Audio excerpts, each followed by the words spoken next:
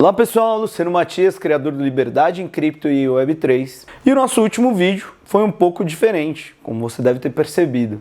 Nessa época de Natal, final de ano, eu gosto de fazer conteúdos mais leves e trazer coisas interessantes que têm a ver com tecnologia, mas também tem a ver com ficção científica e não necessariamente com o mercado cripto, Web3 ou inteligência artificial.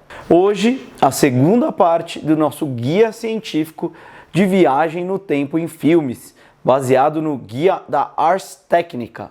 Muito interessante, por sinal. Mas antes disso, se inscreve aqui no canal, ative o sininho das notificações, você será notificado e vamos lá!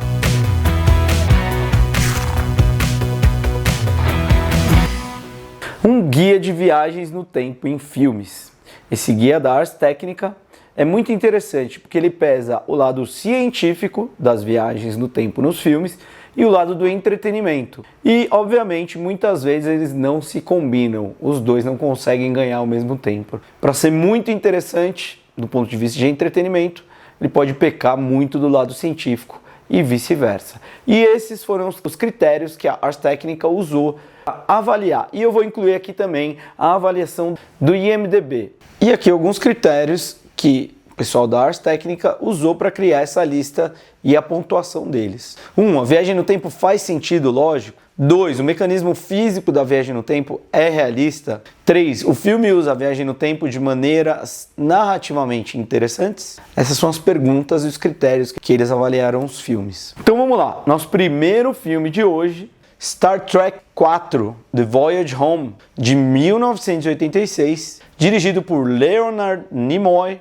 é um destaque na franquia do Star Trek por suas aventuras no tempo. É a continuação de Star Trek 3, obviamente, The Search for Spock, e finaliza o arco iniciado em Star Trek 2, The Wrath of Khan. O Nimoy busca um tom mais leve, sem vilões e com uma mensagem ambiental focada em salvação das baleias. Ele e Nicholas Meyer criaram um roteiro onde a tripulação da USS Enterprise volta aos anos 80 para trazer baleias para o futuro e responder uma sonda alienígena ameaçadora. O filme foi bem sucedido, arrecadando 133 milhões de dólares e recebendo 4 indicações ao Oscar. Suas cenas de humor, com a interação da tripulação com a sociedade nos anos 80, são memoráveis. Em termos de viagem no tempo, o Star Trek diverge da teoria da relatividade de Einstein, que limita a velocidade da luz. A franquia utiliza o Warp Drive para superar essa barreira, mas mantém uma noção absoluta de velocidade,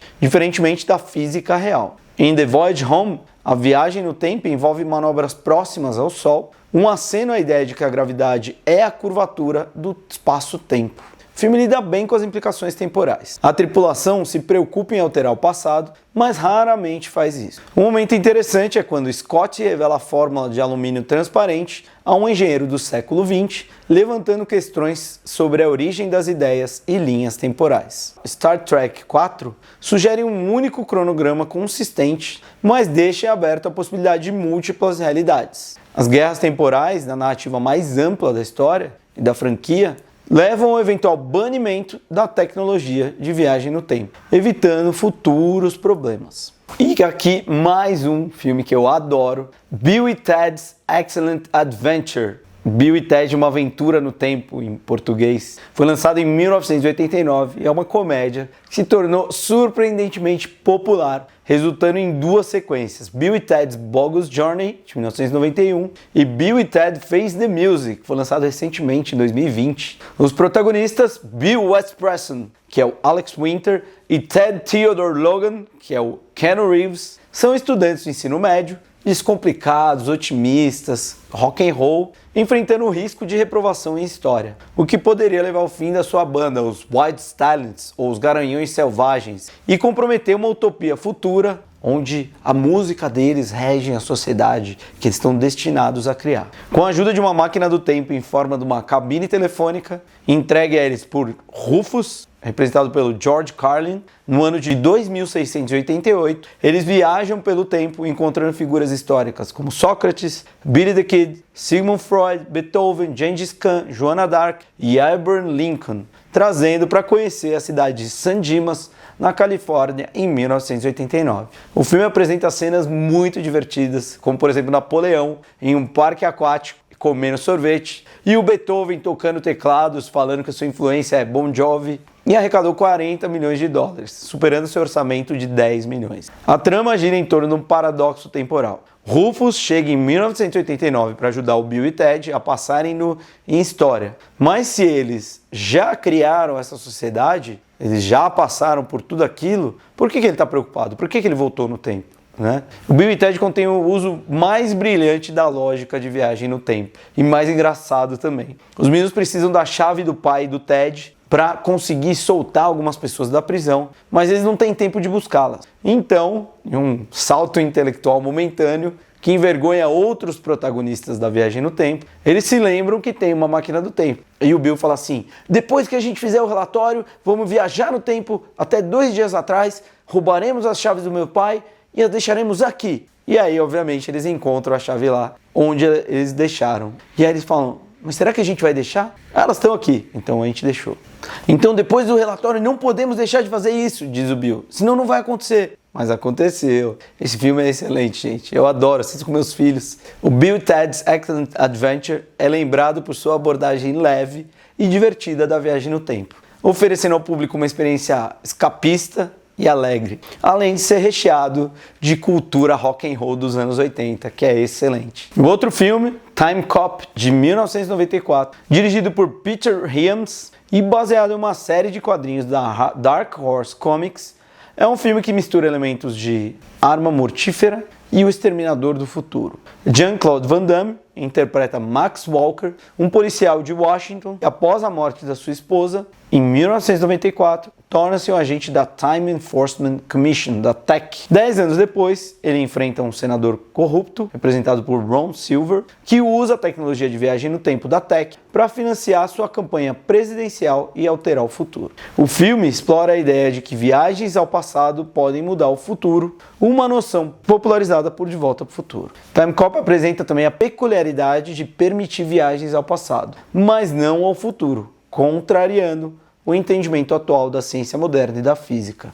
Um aspecto interessante é que quando Walker viaja para 1929 para capturar um criminoso que planeja lucrar com a queda do mercado de ações, é quando Walker viaja para 1929 para capturar um criminoso que planeja lucrar com a queda do mercado de ações. A física da viagem no tempo é questionável, especialmente quando Walker muda o seu ímpeto de viajar no tempo, algo que desafia a realidade da física. No final do filme, Walker salva sua esposa, retornando a um presente onde ela e seu filho, que não se lembra de ter, estão vivos. O filho nasceu numa outra timeline, numa outra linha do tempo. Isso levanta questões existenciais, como o destino da versão de Walker que criou o filho. Embora a viagem no tempo em Time Cop não seja mais lógica de que em De Volta ao Futuro, ela recebe uma nota científica ainda menor devido às implicações morais e existenciais que apresenta. E por último, um filme também excelente, Os 12 Macacos, dirigido por ninguém menos que Terry Gilliam, é a melhor escolha para um filme que combina uma narrativa incrível e uma lógica interessante de viagem no tempo em uma união quase perfeita. Ele foi inspirado em um curta-metragem francês de 1962 chamado La Jetée. Não sei se a pronúncia é assim. Se você for francês, me corrija aqui, por favor.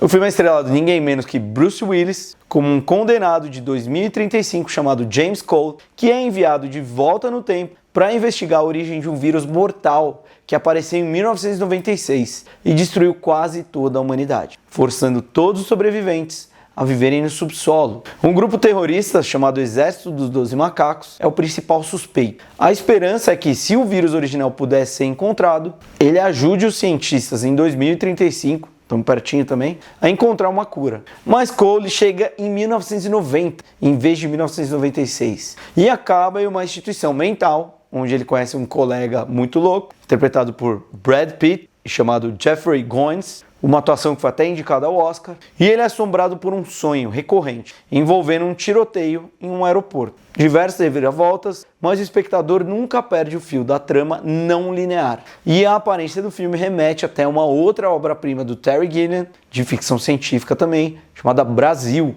de 1985, que também é um filmão. E é aqui, segundo o pessoal da Ars Technica, que a viagem no tempo cinematográfica atinge a maioridade. É certo que nenhum esforço real é feito para explicar como a máquina do tempo realmente funciona, além dos fios e foles steampunk característicos de Terry Gilliam.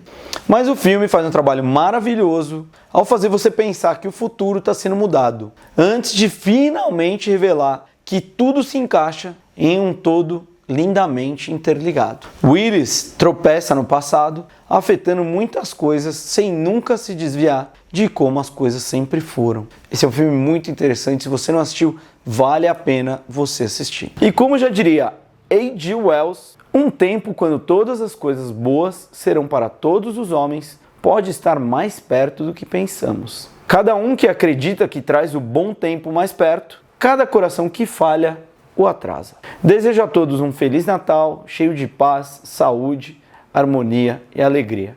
Obrigado, pessoal, e até a próxima.